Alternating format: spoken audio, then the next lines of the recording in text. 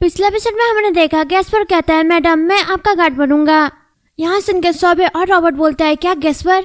और फिर बियांका मन ही मन कहती है ऐसा लगता है कि उसकी बनावट काउंट के समान है और काउंट की ही तरह मैं यहाँ समझ नहीं पा रही हूँ कि वो क्या सोच रहा है। भले ही उसने इतने कम टाइम में मेरे गार्ड बनने का ऑफर किया, यहाँ मुझे परेशान कर रहा है क्योंकि मुझे नहीं पता कि वो क्या सोच रहा है।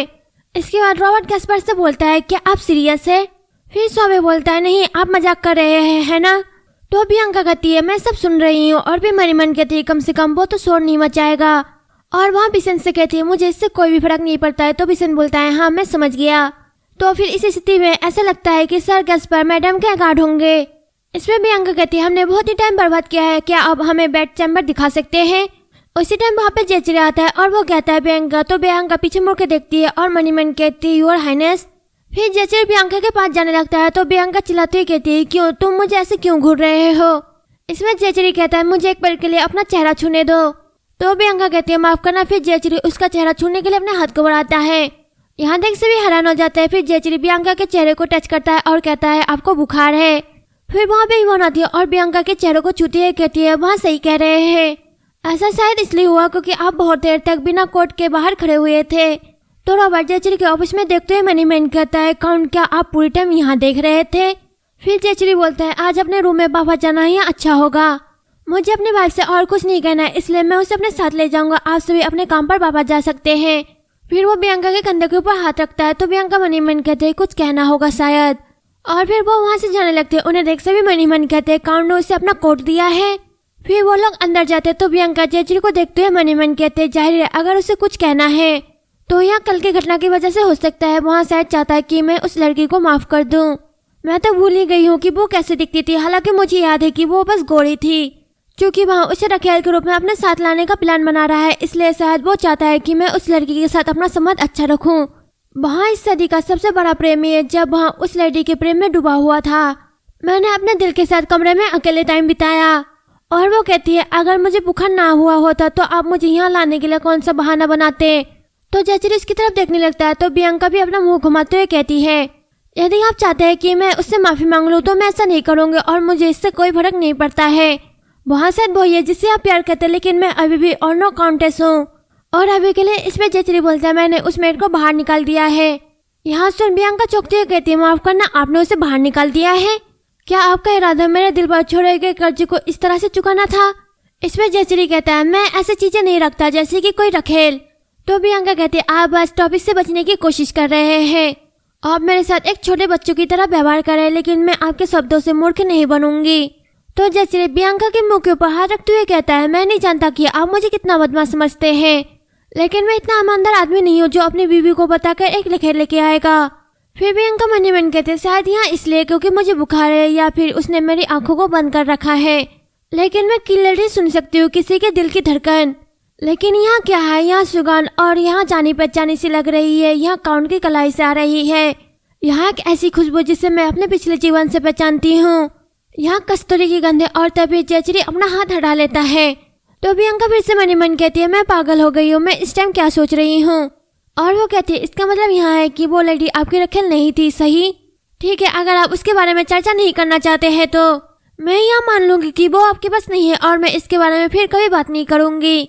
तो जेचरी बोलता है अच्छा ऐसा है, मुझे लगता है कि आप बहुत ही जिद्दी है। इस पे बियांका कहती है यदि हमारे पास तब या आप कोई बच्चा आता तो मुझे इस पे कोई भी शक नहीं होता। घर की मालकिन 18 साल की हो गई है और उसका कोई भी बच्चा नहीं है, दूसरे लोग क्या सोचेंगे? तो जेचरी कहता है आप चाहे मुझ पर विश्वास करें या ना करें लेकिन कोई भी रखेल नहीं है और बारिश के लिए अभी बहुत जल्दी है। इसमें बियांका कहती है तो फिर अगर आपको कोई भी बारिश पैदा नहीं करना है तो आपने मुझे एक बॉडीगार्ड क्यों दिया? आप ऐसे कैसे कह सकते हैं कि मैं उनमें से अपने रक्षक के लिए किसी एक को चुनूं जो मुसीबत पैदा करते हैं? तो जेचरी कहता है ऐसा इसलिए है ताकि हम ऐसी घटना को रोक सके जो कल हुई थी जब आप अकेले थे। इसमें बियांका कहती है लेकिन अभी मेरे पास चैम्बरमेड है। तो जेचरी कहता है आपको क्या लगता है कि आपकी बेहतर रक्षा कौन कर सकता है? एक ट्रेंड योद्धा या फिर एक मेड जो घर का काम करती है? मेड तो मेड ही रहती है। फिर बियांका मनी मन कहती है वो इसे निडर कैसे कह सकते हैं? वो कोई मूर्ख नहीं है, बहुत तो बस जिद्दी है। उसने कहा था कि मैं जिद्दी पैदा हुई थी लेकिन उसकी जिद वो भी बेकार नहीं है। और वो कहते हैं मैं तो बस आपकी संपत्ति के अंदर ही घूम रही थी इसलिए कुछ भी नहीं होगा। तो जेचरी कहता है बियांका और नो स्टेट केवल मेरा नहीं है बल्कि यहाँ हमारा है। यहाँ सुन प्रियंका चौंक जाती है और मन ही मन कहती है, क्या हमारा? आप कह रहे हैं कि हमारा? मैजेस्टी ने कभी भी ऐसे शब्द नहीं कहे जो हमें पिछले जन्म में एक साथ बांध सकते हो। तो जयश्री कहता है, ऐसा लगता है कि आपका बुखार बढ़ता ही जा रहा है। फिर वो प्रियंका के कंधे पर हाथ रखते कहता है, हम यहाँ पे अपना आर्ग्यूमेंट खत्म करते हैं। और फिर इवन कहानी कहती है, तुमने मेरी सारी मेहनत बर्बाद कर दी। क्या यहाँ बातचीत बहस के लायक थी? तुम मुझसे कुछ पूछना चाहते थे, है ना? यही वो बात थी जो मैडम कान से पूछना चाहती थी। हालांकि मैडम का बुखार बढ़ता गया और अगले 2 दिन उन्हें बहुत ही दर्द सहना पड़ा। बुखार कब से हुआ उसे पता ही नहीं चला और फिर उसे एक भयानक सपना आया। फिर हम अगले सीन में देखते हैं, जयश्री कहता है, यहाँ निर्णय लिया गया है कि गैस्पर प्रियंका का गार्ड होगा। रॉबर्ट और सबे, क्या आप उनके ड्यूटी को एक दूसरे के बीच बांट सकते हो? तो रॉबर्ट बोलता है, मैं कमिश्नर ले लूंगा। फिर सबे बोलता है, घोड़ों की जिम्मेदारी मुझ पर छोड़ दो गैस्पर। फिर विसन बोलता है, काफी टाइम हो गया है लेकिन मैंने कुछ मसालेदार शराब बनाई है। हालांकि मैडम मेरे साथ बुरा व्यवहार करती रही और मुझे बिकी कहती रही। हालांकि उन्होंने अचानक से आज मुझसे पूछा कि मैं उन्हें घर का काम सिखा दूं। मैडम का दिल पत्ते में गिरे पानी की बूंद जैसा है और यहाँ जाना इम्पॉसिबल है कि आगे क्या होगा। इसमें जयश्री कहते हैं, आपने बताया था कि वो शायद ही कभी अपने कमरे से बाहर निकलती थी, है ना? तो विसन बोलता है, हाँ ये बिल्कुल सही है मैडम, जो पहले हुआ करती थी, लेकिन वो पिछले कुछ दिनों से बहुत ही मेहनत कर रही है। अब मैं इसके बारे में सोचता हूँ, तो आपने मैडम से किस बारे में चर्चा की? यहाँ सुन रॉबर्ट मन ही मन कहता है, यहाँ सही है, मैं भी यहाँ जानना चाहता हूँ। फिर गैस्पर बोलता है, आपके मन में क्या चल रहा है और उन्होंने चैम्बर मेट को अलग क्यों रखा? फिर सबे मन ही मन कहता है, यहाँ गर्म बार यहाँ सर्दियों के रातों के लिए सबसे अच्छा है। तो जयश्री कहता है, उसे ऐसे लगता है कि मैंने एक और लेडी को छुपा के रखा है। मेरा मानना है कि वो इस बात को लेकर टेंशन में है कि मैं उसे फिर से ब्लेसफोर्ड वापस भेज दूंगा। यहाँ सुन रॉबर्ट प्रियंका को याद करते हैं, मन ही मन कहते, क्या इसलिए वहाँ उस मेट की बातों को लेकर इतनी नाराज थी? तो जयश्री कहता है, क्या प्रियंका ने ब्लेसफोर्ड में कोई भी लेटर भेजा था?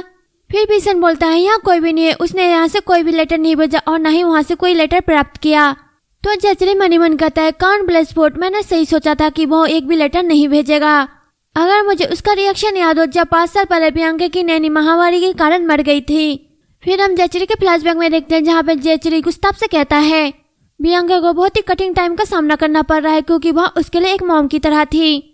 इस पर गुस्ताव बोलता है, अगर महामारी पूरे अन्नों में फैल गई तो मुझे यकीन है कि इसका पूरा असर सेवरन में होगा। मुझे यहाँ बात पहले प्रिंस को बताना होगा और उनसे निवेदन करना होगा कि महामारी से प्रभावित लोगों को राहत पहुँचाए। फिर जयश्री अपने फ्लैशबैक से वापस आ जाता है और मन ही मन कहता है उसे प्रियंका पर कोई भी रुचि नहीं थी।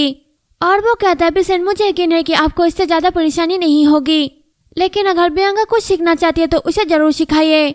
और यहाँ बहुत ही अच्छा होगा अगर आप मुझे रिपोर्ट कर सके कि उन्हें किन चीजों में रुचि है। बसंत ऋतु आने से पहले उन्हें घरेलू काम सिखाना समाप्त कर दे, क्योंकि मैं प्रियंका को राजधानी लाहौर में ले जा रहा हूँ।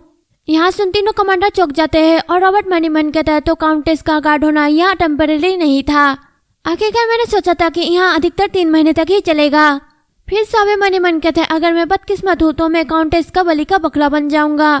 यहाँ की लहर है, जब हम उसे लाहौर में ले जाएंगे तो क्या होगा?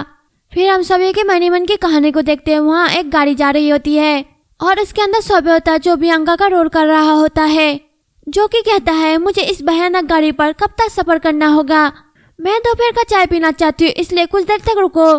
गैस पर अब मैं और यहाँ नहीं सह सकती, मैं आज के लिए रुकना चाहती हूँ, मैं और गाड़ी में नहीं चलना चाहती। तो गैस पर बोलता है, काउंटेस अभी धैर्य रखो, अगर हम यहीं पर रुक गए तो हमें जंगल में डेरा डालना होगा। तो सबे बोलता है, यहाँ आपकी समस्या है। फिर गैस पर बोलता है, यहाँ एक ऐसी समस्या है जिसमें आप भी शामिल हो सकते हैं काउंटेस। फिर सबे मन ही मन कहता है, गैस पर अपने जान बचाने के लिए भी कमरे को नहीं पड़ सकता, इसलिए मुझे यकीन है कि वो उनकी इच्छाओं का अनुमान नहीं लगा पाएगा। लेकिन काउंट उन्हें अचानक वहाँ पे क्यों ले जाना चाहते हैं? मुझे यकीन है कि अगर वो काउंटेस है तो वहाँ शहर में जाकर ढेर सारी चीजें खरीदेंगी जो ट्रेन में चलता है। मैं पूरी तरह से भूल गया क्योंकि वो इतनी जल्दी फैमिली में शादी करने के लिए आ गई थी, लेकिन 18 साल की एज में उसे कम से कम 2 या 3 बच्चे होने ही चाहिए। और क्या यहाँ पत्नी का कर्तव्य नहीं है कि वो घर का कामकाज करते हुए पति का इंतजार करे? हालांकि उन दोनों का अभी तक कोई भी बारिश नहीं है। और वो कहता है, हाँ योर मैजेस्टी, क्या आप काउंट को टूर पर लेके जा रहे हैं इस बार अपना बारिश बनाने के लिए? यहाँ सुनकर जयश्री चौंक जाता है और फिर शर्माते हुए प्रियंका की बातों को याद करने लगता है जब प्रियंका ने कहा था कि मुझे आपसे आपका बच्चा चाहिए। फिर वो कहता है, यहाँ एक ऐसी बात है जिसके बारे में मैं अब और बात नहीं करना चाहता, इसका उसके साथ कोई भी लेना देना नहीं है। जयश्री को ऐसा देख सबे मन ही मन कहता है, मैंने सोचा था कि मैं कुछ ऐसा कह दूंगा जिससे कि वो क्रोधित हो जाएंगे, ना कि इतना लाल हो जाएंगे। जब वह क्रोधित होता है तो कान बहुत ही डरावना हो जाता है, इसलिए मुझे यहीं रुक जाना चाहिए। इसके बाद रॉबर्ट बोलता है तो आप यही काउंटेस से कह रहे थे कि आप दोनों पसंद के बाद राजधानी में जाओगे। इस पे चेचरी कहता है हाँ, लेकिन मैंने उसे नहीं बताया, मैं तो बस इसे जाने के बहाने में इस्तेमाल करूंगा। इसमें से वो चौंकते हुए कहते हैं क्या? फिर चेचरी बोलता है क्या मुझे उसे बता देना चाहिए? हालांकि मैंने सोचा कि उसे अभी बताना जरूरी नहीं है क्योंकि हम बाद में भी इसके बारे में बात कर सकते हैं। यहाँ सुन तीनों कमांडर एक साथ मनी मन कहते हैं हालांकि काउंटेस जाना नहीं चाहती होगी। फिर सभी मनी मन कहता है वहाँ यहाँ क्यों मानता है कि काउंटेस यहाँ एक्सेप्ट कर लेगी, वहाँ इतना आत्मविश्वासी कैसे है? फिर भी उन्हें अपनी कहानी कहती है मैडम जिसके पास काउंटेस की नासमझी भरी प्लान को जानने का कोई भी तरीका नहीं है। कुछ दिनों के बाद उसके शरीर का पूरा दर्द ठीक हो गया और वो स्टेट के रख रखाव को सीखना शुरू करा। फिर हम अगले सीन में देखते हैं विसेंट बियांका का सुबह सुबह इंतजार कर रहा होता है। तो वहाँ पे बियांका आती है और कहती है मैं अपनी देरी के लिए माफी चाहती हूँ विसेंट। विसेंट बियांका को देख हैरानी से कहता है मैडम गुड मॉर्निंग। तो बियांका कहती है तैयारी करने के लिए बहुत कुछ था इसलिए मुझे पता ही नहीं चला कि कितना टाइम बीत गया। इसमें विसेंट बोलता है आप काफी बंडल लग रही है क्योंकि आज बहुत ही ठंड है। तो बियांका कहती है फिर भी क्या मैं बहुत अजीब लग रही हूँ? तो इवन चिल्लाती हुई कहती है नहीं ऐसा नहीं है मैडम, आप तो जानते ही है कि मैडम को कितनी ठंड लग जाती है। अगर मुझे पता होता कि वो पिछले कुछ दिनों में कितनी बीमार होगी तो मैं केवल उनके लिए लोमड़ी का फर नहीं लाती। क्या आप जानती है कि मुझे कितना अफसोस हुआ मैडम? इसमें बियांका कहती है आप चलते हैं। उनके कुछ दूर आगे बढ़ने के बाद विसेंट उन्हें सारी जानकारी देता है। विसेंट बोलता है उन लोगों का अधिकतर भूभाग वहाँ प्लेन्सी में है, इसलिए यहाँ स्थान और वहाँ पहाड़ी जहाँ पे हवेली है इस स्थान से ऊंचा है। पूर्व की और जंगल बहुत ही घना है और वहाँ पे एक नदी भी है।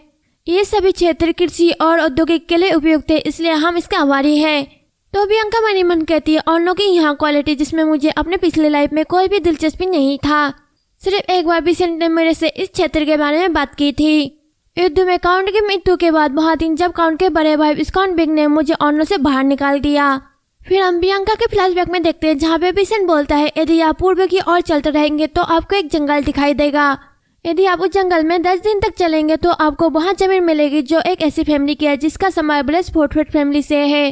फिर सिया उस जंगल की ओर भागने लगी और फिर वो मनी मन कहती है उस टाइम मैं उस जंगल में रात दिन भगती रही और मुझे इस बात में राहत मिली कि वहाँ जमीन समतल थी। यहाँ एक ऐसी जमीन थी जिसमें मैं तब आई जब मेरा जीवन भयानक हो गया था। तभी इमोन बोलती है मैडम मैं आपके कपड़े ठीक कर देती हूँ। तो बियांका मनी मन कहती अब जब मैं इसके बारे में फिर से सोचती हूँ और यहाँ डिसीजन ले चुकी हूँ कि जीने के बारे में मुझे जो भी करना होगा मैं करूँगी और यहाँ जानना कि यह सच में अमेजिंग है। और वो कहती है यह सच में बहुत ही सुंदर है।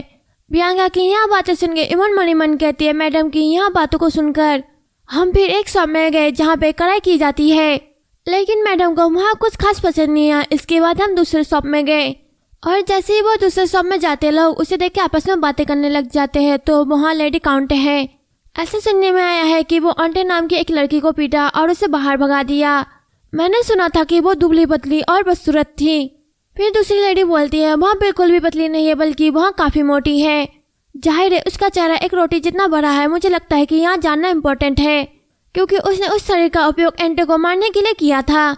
यहाँ सुनी वो मनी मन कहती है वे कह रहे हैं कि मैडम मोटी है, हालांकि उनका शरीर काफी छोटा है। वह ऐसे इसलिए दिख रही है क्योंकि मैंने उन्हें बहुत सारे कपड़े पहनाए थे। अगर मैडम ने यहाँ सुन लिया तो बियांका शॉप में जाती है और कहती है वहाँ कराई यहाँ किसने किया और इसे करने में कितना टाइम लग गया? तो एक लेडी बोलती है हाँ मैंने किया है मैडम, इसे लगभग 4 दिन लगे और मैं इसे अभी भी खत्म करने के चक्कर में हूँ।